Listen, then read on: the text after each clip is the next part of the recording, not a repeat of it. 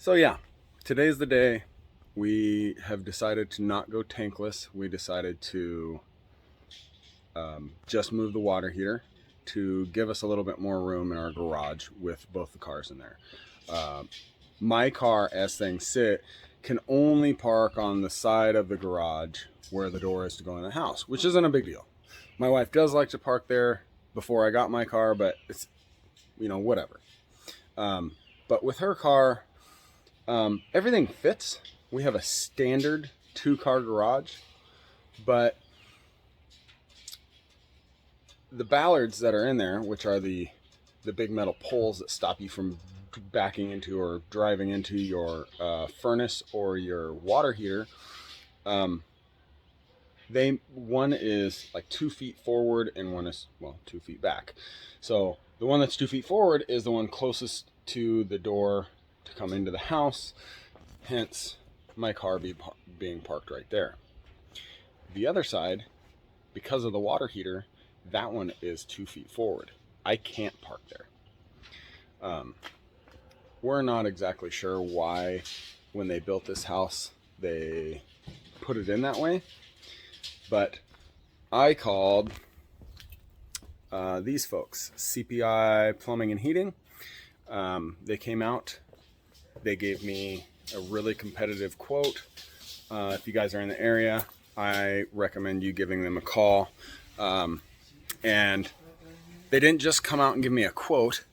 They entertained me on quoting me about what it would cost to go tankless. And we totally expected it would just be a quote today. It was not a quote. They came out, gave me the quote, and as you can see, they are working.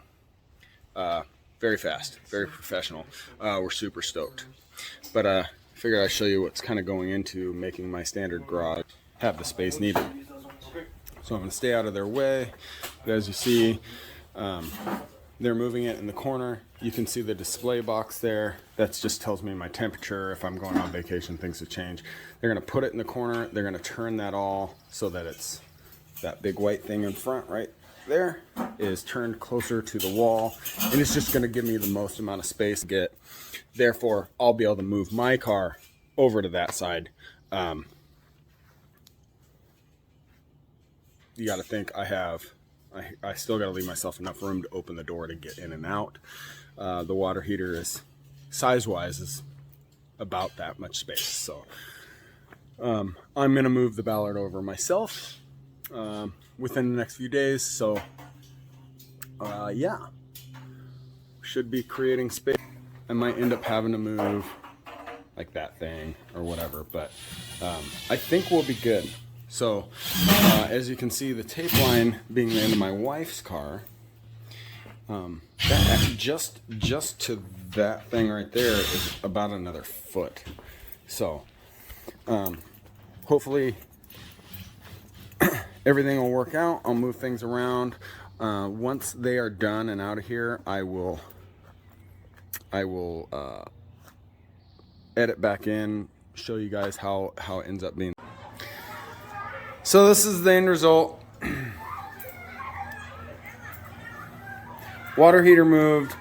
It only took a couple feet, and it works out really good.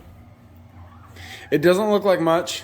Clearly where the paint is missing is where it was. And you might think that that's not enough, but here's where the pole was. Here's where it's gonna be. And the pole was the biggest issue. Not really the water heater. As much as the water heater did need to move and that did create a lot of space, it was the pole more than it was anything. So that's moved, and here, I will show you that my car fits over here after the fact. And this is the outcome. Got more than enough room to close the garage door. I still got to organize my shelf and stuff, but if I'm really that worried about that, I can move that. That's not a stationary thing. That's no big deal. I still have to get the pole installed, and I'll do that in a day or so. But I got plenty of room over here. But you know, this is the things to think about when having cars in your garage. Not to mention how you're going to charge, where you're going to put the cords, who you're going to have come out and do it, if you're going to do it yourself. So anyway, this is kind of where we're at. We'll see how it looks when my wife gets home. I'll have her back in and see how comfortable she is on that side of the garage. I see no reason why she would have a problem. As you see there, that line in the driveway, that is the center mark. I'm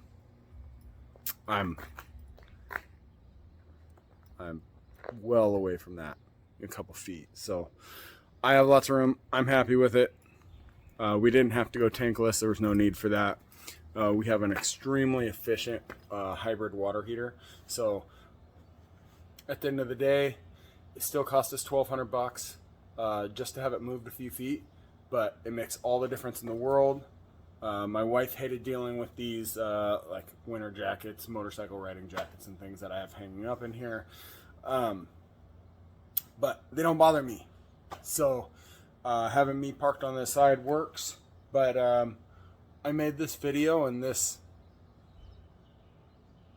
fashion just to show you guys there's other things to think about when buying not only a Tesla, any new car.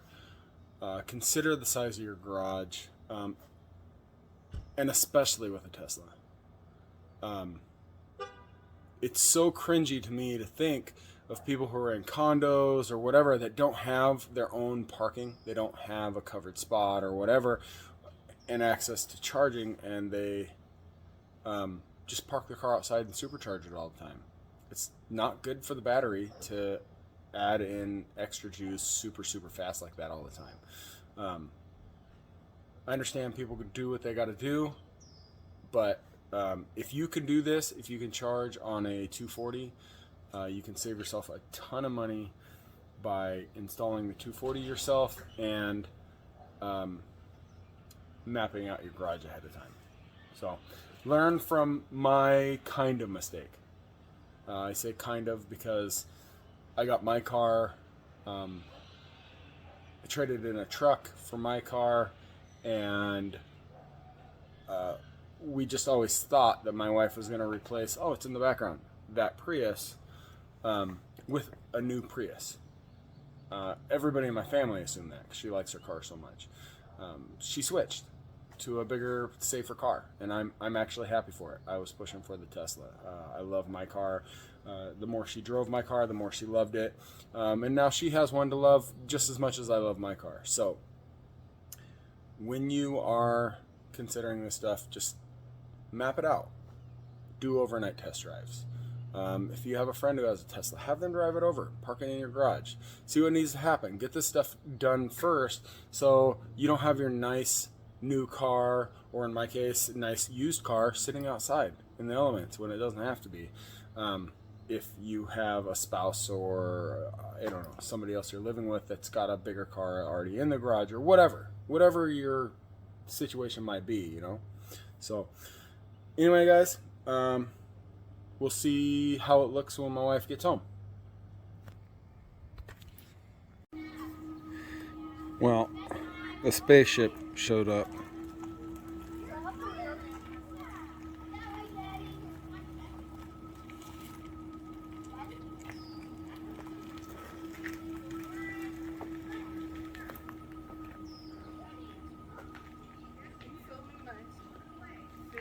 Sure am.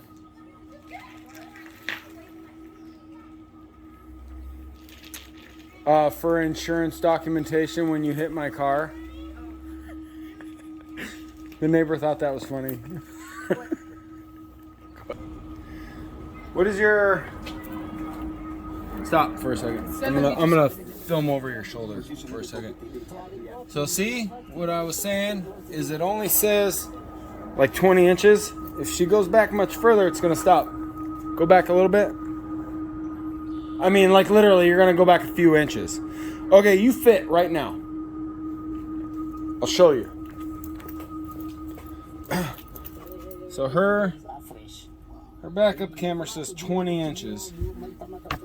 Here real soon, it's gonna cut off and not tell her how far. It's just gonna say stop. So I wanna give her worst case, there's what, 6 inches? There's more room than I have. So she has walk room. There's, you can't see it, but there's room to get around over there. Like everything's good at this point. Heck, she can even walk around the back of the car if she's skinny, which she is. So I think